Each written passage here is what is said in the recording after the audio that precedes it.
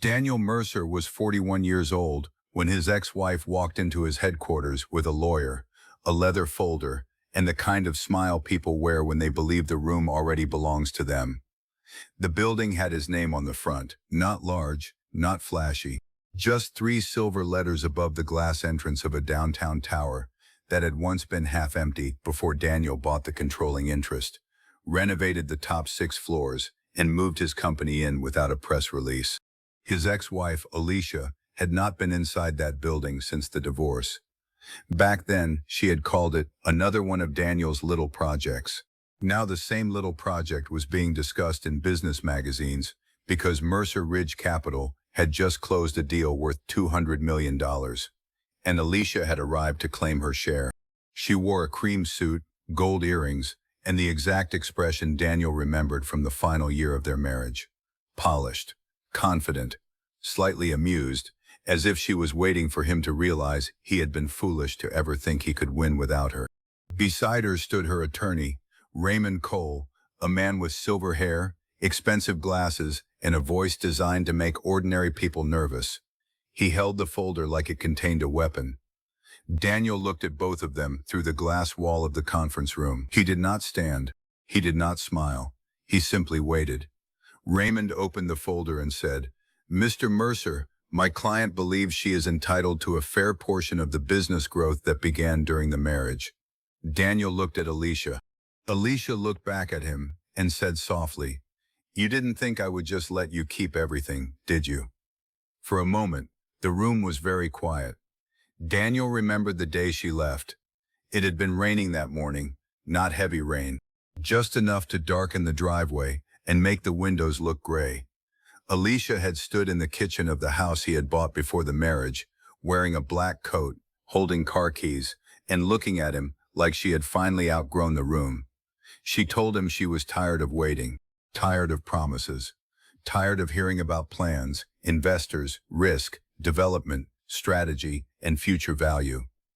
"I need a man who is already there, Daniel," she had said, "not a man who keeps telling me what he's building." He had asked her one question, "Is there someone else?" She had looked away for half a second. That was the answer. His name was Julian Cross. He ran a luxury consulting firm, leased a white Range Rover, and spoke in public like every sentence was part of a pitch deck. Alicia called him visionary. Daniel called him by his name only once, then never again. During the divorce, Alicia's attorney had described Daniel's business as unstable, speculative, and over-leveraged. Alicia had agreed. She had signed papers taking the beach condo, the joint savings, and a clean settlement that Daniel did not fight. She had told the mediator, "I'm cutting my losses." Daniel had said nothing, because quiet men understand something loud people never do. A loss is not always what it looks like on the day it happens. After Alicia left, Daniel worked, not emotionally, not desperately, methodically. He sold one property at a loss to protect 3 others. He renegotiated a debt package that everyone said would crush him. He spent 14 months traveling between airports, conference rooms, construction sites, and bank offices where men half listened until the numbers forced them to pay attention.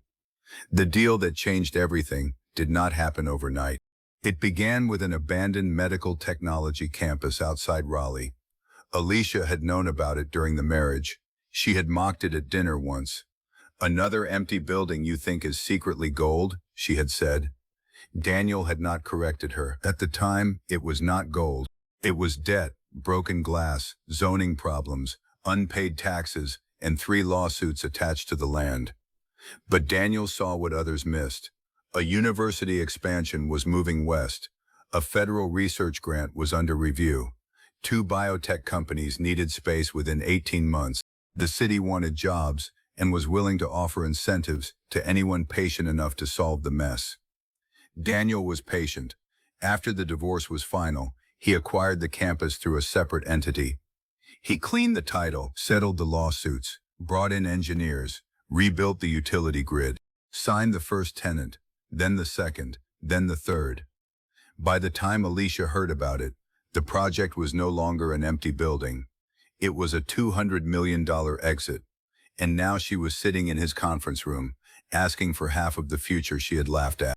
Daniel's attorney, Evelyn Price, sat beside him with a thin file in front of her. She was 63, calm, precise, and had represented Daniel through the divorce.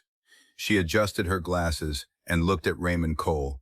"Your claim is based on what exactly?" Raymond smiled. "Concealment of marital opportunity." Evelyn did not blink. "That is not a legal category." Raymond's smile tightened. "My client was married to Mr. Mercer during the early development stage of this business strategy. She provided emotional support, social access, and brand guidance. We believe the appreciation is connected to marital effort." Daniel looked at Alicia again. Emotional support. He remembered coming home at midnight from a financing meeting and finding Julian's cufflink on the living room floor. He remembered Alicia saying she could not keep carrying his uncertainty. He remembered her laughing when he said the Raleigh campus would be worth something one day. Evelyn opened her file. "Let's discuss the dates." That was when Alicia's expression shifted, just slightly. People who build claims out of emotion usually dislike dates. Evelyn placed the first document on the table. The divorce decree was signed on May 18. The acquisition entity for the Raleigh campus was formed on June 7. The purchase agreement was executed on July 22. Closing occurred September 3. First tenant letter of intent was signed in November. The capital raise was completed the following January. The sale occurred 26 months after the divorce was final. Raymond looked at the documents but did not touch them. Evelyn continued. "At the time of the divorce, Mr. Mercer did not own the campus. The company had not acquired the asset. The asset had no marital value because it was not marital property." Alicia leaned forward. "But he was planning it while we were married." Daniel finally spoke. His voice was quiet. "I planned a lot of things while we were married. You left before any of them became real." The words did not come out angry. That made them worse. Alicia's face hardened. "You're acting like I did nothing." Daniel looked at her for a long moment. "You did exactly what you chose to do." Raymond stepped in quickly. "My client is prepared to pursue this in court." Evelyn nodded. "Good. Then we will respond with the full record." She opened the second file. That record includes Ms. Mercer's signed divorce settlement, where she accepted a fixed cash payment in exchange for releasing future claims against Mr. Mercer's separate business interests. It includes text messages where she referred to his company as a failing liability. It includes emails from her former attorney advising her to request a valuation, which she declined because, and I quote, "There is nothing there worth delaying my life over." Alicia went still. Daniel had not seen that email before, but Evelyn had. Raymond turned toward Alicia slowly. "You wrote that?" Alicia did not answer. Evelyn placed another page down. "It also includes the record of Ms. Mercer's relationship with Julian Cross during the marriage. Not because we intend to moralize, but because several transfers from the joint account were made to expenses connected to Mr. Cross before the divorce was filed." Alicia's eyes widened. Daniel looked down at the table. He had known about the transfers. He had never used them. During the divorce, he had let her leave with dignity she had not offered him. But now she had come back with a lawyer. That changed the shape of the room. Evelyn's voice remained calm. "If your client wishes to reopen the financial history of the marriage, we are prepared to do that completely." Raymond's confidence was no longer smooth. It had edges now. "How much are we talking about?" Evelyn looked at Daniel. Daniel nodded once. Evelyn answered, "Approximately $86,000 in marital funds used for travel, gifts, hotel stays, and business expenses tied to Mr. Cross in the 14 months before separation."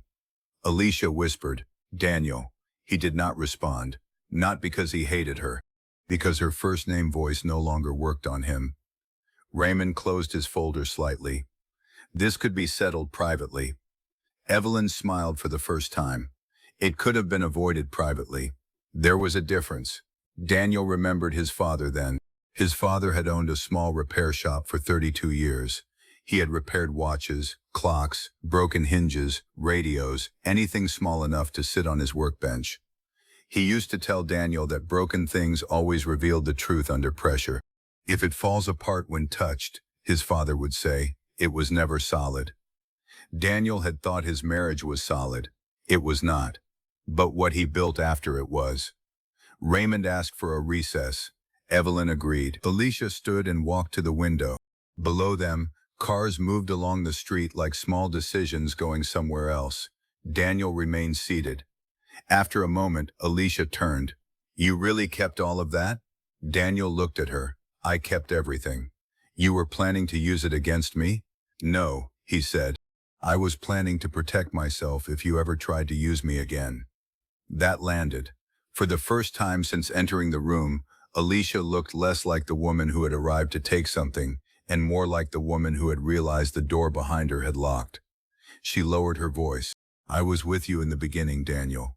You were with me when it was comfortable to say you believed in me. That's unfair. No, Daniel said. Unfair was leaving, taking the settlement, calling me a bad investment, and coming back only after the investment paid off. Her eyes filled, but he could not tell whether it was pain or calculation. Maybe both. People are rarely only one thing. Raymond returned to the table with his phone in his hand and less certainty in his shoulders. We are willing to withdraw the demand for half, he said, but my client still believes some recognition is appropriate. Evelyn closed her file. Recognition was paid in the divorce settlement. Daniel stood. Everyone looked at him. He buttoned his jacket slowly. I'll say this once, he said. You left before the work became visible. You called it nothing because you couldn't spend it yet. You called me small because my success was still under construction. And when you thought I had no future, you took what you wanted and walked away. Alicia's mouth trembled. Daniel continued.